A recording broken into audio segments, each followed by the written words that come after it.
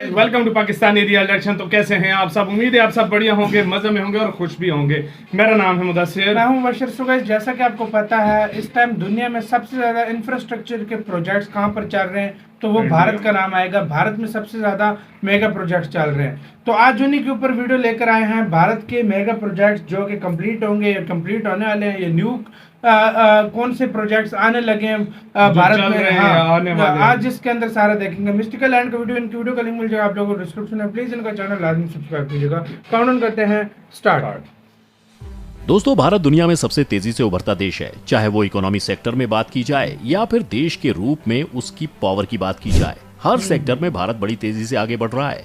कई रिपोर्ट्स का कहना है कि 2030 तक भारत जीडीपी के मामले में जापान को भी पीछे छोड़ देगा और साल 2050 तक भारत चीन के बाद दूसरी सबसे बड़ी इकोनॉमी वाला देश होगा और अमेरिका को भी पीछे छोड़ देगा। भारत भी इस बात को बखूबी समझता है, इसलिए भारत में चल रहे 10 मेगा प्रोजेक्ट्स ऐसे हैं जिनके पूरा होते ही दुनिया में भारत का कद और ऊपर हो जाएगा। दोस्तों, आइए इस वीडियो में जानते हैं भारत के उन 10 मेगा प्रोजेक्ट्स के बारे में जिनके पूरे होते ही भारत की किस्मत बदल कर रख देंगे। तो चलिए शुरू करते हैं आज की ये वीडियो। ये क्या है? Number 1, Aditya L1 project. ISRO बिना किसी रुकावट के पूरे समय सूरज को ऑब्जर्व करने और उसके डेटा को इकट्ठा करने को लेकर आदित्य L नाम का एक प्रोजेक्ट प्लान कर रहा है। इस प्रोजेक्ट के तहत भारत आदित्य L1 सैटेलाइट को सूरज और पृथ्वी के बीच भेजेगा।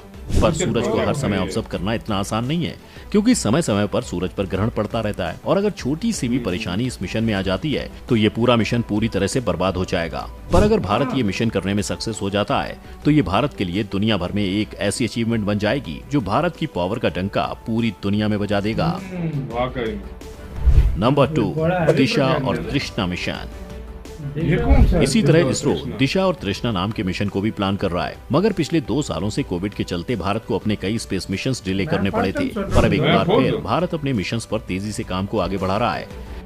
वहीं दिशा मिशन के तहत इसरो दिशा नाम का सैटेलाइट अंतरिक्ष में भेजकर पृथ्वी की आखिरी परत पर स्टडी करेगा।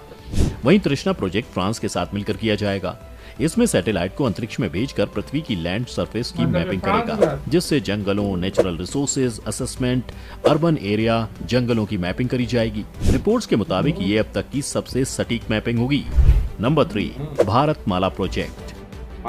ये project national highway development project का अपडेटेड प्रोजेक्ट मान सकते हैं। इस प्रोजेक्ट में सरकार करीब 50,000 किलोमीटर रोड, हाईवे और एक्सप्रेसवे बनाने का लक्ष्य रखती है।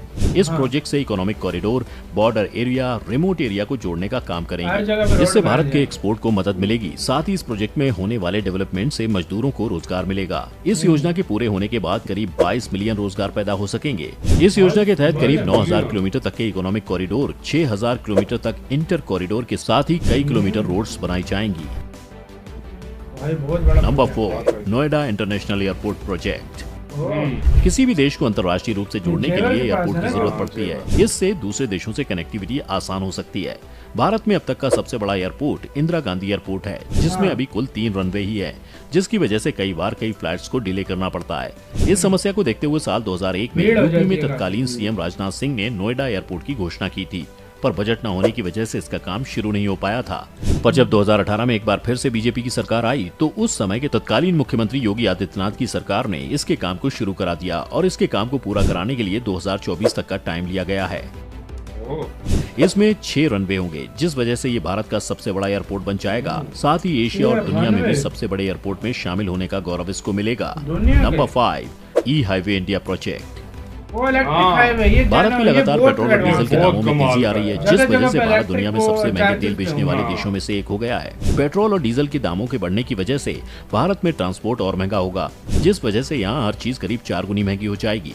इसको देखते हुए भारत सरकार ने ई हाईवे बनाने की योजना बनाई है, जिसमें भारत में पेट्रोल और डीजल की मांगों में भारत में काफी कमी आएगी। साथ ही भारत कम कार्बन डाइऑक्साइड पैदा करने के अपने लक्ष्य को भी पूरा कर पाएगा। पहला ई हाईवे दिल्ली से मुंबई की ओर बन रहा है, जिसका पहला पार्ट 2022 के अंत तक बनकर तैयार होने की उम्मीद है। इस हाईवे में हर गाड़ी 120 किलोमीटर प्रति घंटा की रफ्तार से चल पाएगी और दूसरे इलेक्ट्रिक वाहनों की चार्जिंग के लिए अलग से लेन बनाई जाएगी। नंबर 6, कच्ची दरगाह बिदपुर ब्रिज। ये कौन सा ये ब्रिज आने वाले समय में बिहार में एक पहचान के रूप में बनकर निकलेगा। ये ब्रिज बन जाने के बाद ये भारत का दूसरा सबसे बड़ा वाटर ब्रिज होगा, जो कि 9.76 किलोमीटर लंबा होगा। इस ब्रिज की शुरुआत साल 2015 में हुई थी। इसके पूरा होने का अनुमान 2023 तक लगाया जा रहा है। ये ब्रिज पटना की कच्ची दरगाह से बिदरपुर तक जाएगा। इसके बन जाने के बाद महात्मा गांधी सेतु का लोड करीब आधा हो जाएगा। पटना से बिदरपुर जाने के लिए अभी केवल एकमात्र महात्मा गांधी सेतु पुल ही है। यह पुल अंग्रेजों के द्वारा बनवाया गया था। इस समय यह काफी जर्जर हालत में है, जिसकी वजह से यहाँ घंटों जाम लगता है। साथ ही आए दिन सड़क दुर्घटनाएं होती रहती हैं। कच्ची दरगाह बिदुरपुर ब्रिज बनाने की लागत करीब 3,115 करोड़ बताई जा रही है। Number 7, redevelopment central Vista. Central इस प्रोजेक्ट के अंदर भारत की कई ऐसी चीजें हैं जिनको रीडेवलप किया जा रहा है, जिसमें से एक भारत का इस समय का संसद भवन भी है, जिसे 1927 में ब्रिटिशर्स के द्वारा बनाया गया था। वर्तमान के संसद भवन की बात की जाए तो उसमें कुल 790 सांसदों के बैठने की व्यवस्था है, लेकिन वहीं नए संसद भवन बनने के बाद उसमें 1272 सांसदों के बैठने की व्यवस्था होगी, जिसमें लोकसभा के 888 सांसद और राज्यसभा के 384 सांसद बैठ सकेंगे। इसमें कुल 4 फ्लोर्स हैं। सितंबर 2021 से ये बनना शुरू हो गया था। वहीं इसका फेज 1 सितंबर 2022 में बनकर तैयार हो चुका है और इसका उद्घाटन खुद प्रधानमंत्री नरेंद्र मोदी ने किया है। नवंबर 2022 तक ये पूरे तरीके से बनकर तैयार हो जाएगा। ये प्रोजेक्ट करीब 1.5 एकड़ में फैला हुआ है। इसको बनाने की कुल लागत करीब 20,000 करोड़ की है। इसका पूरा काम टाटा प्रोजेक्ट को दिया गया है। इसमें पीएम और राष्ट्रपति के लिए भी नए भवन बनाए जाएंगे। Number 8, river interlinking project.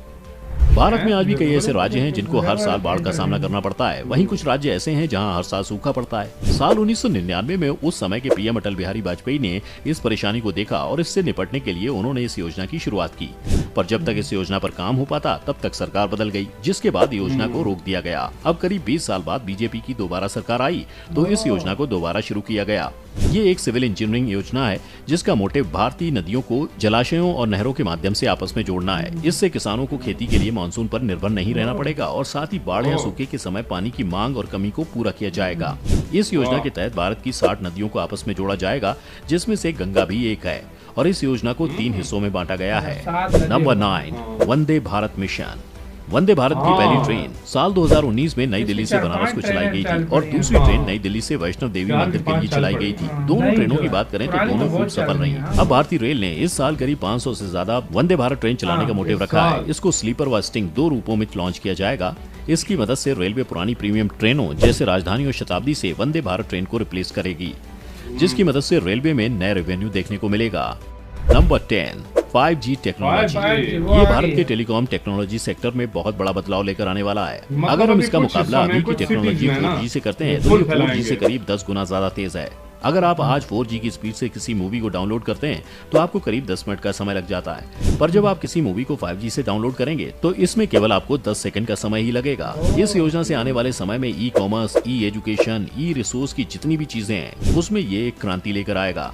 अगर आप दुनिया भर में देखें तो अब तक करीब 50 से ज्यादा देशों में 5G लाया जा चुका है। भारत में अब तक केवल ब्रॉडबैंड के माध्यम से ही 5G नेट मिल पा रहा था, पर उम्मीद है कि इस साल के अंत तक भारत में 5G तकनीक मोबाइल में भी देखने को मिलेगी। ये कुछ ऐसे प्रोजेक्ट्स हैं जो भारत में पूरे होने के बाद। इसी के साथ हुई गाइस ये वीडियो खत्म। यार बहुत ज्यादा मस्त जानकारी दी और ये मतलब प्रोजेक्ट भारत को ट्रांसफॉर्म करके रख देंगे। इसरो के जो दो हैं फ्यूचर प्लान उनको भी देखा जाए एक सूरज के पास भेजेंगे सैटेलाइट और एक दूसरा है जो मैपिंग करेगा। और दूसरा फिर ई हाईवे का हमने सुना हुआ था बीच में, हमने सिर्फ भारत माला का सुना हुआ था। उसके बाद वो जो पटना के करीब ब्रिज बन रहा है, इंडिया का दूसरा जो सबसे लंबा ब्रिज होगा। और उसके बाद एक और है जिस तरीके से वो बता रहे थे कि सेंट्रल विस्टा जो प्रोग्राम है इसका भी बता रहे हैं कि वो रेडी होने वाला है, रिन्यू भवन भी बनाए जाएंगे। मतलब इतने ज्यादा यार इंडिया ने प्रोजेक्ट स्टार्ट किए हुए हैं। अगर गिनते अगर जो है ना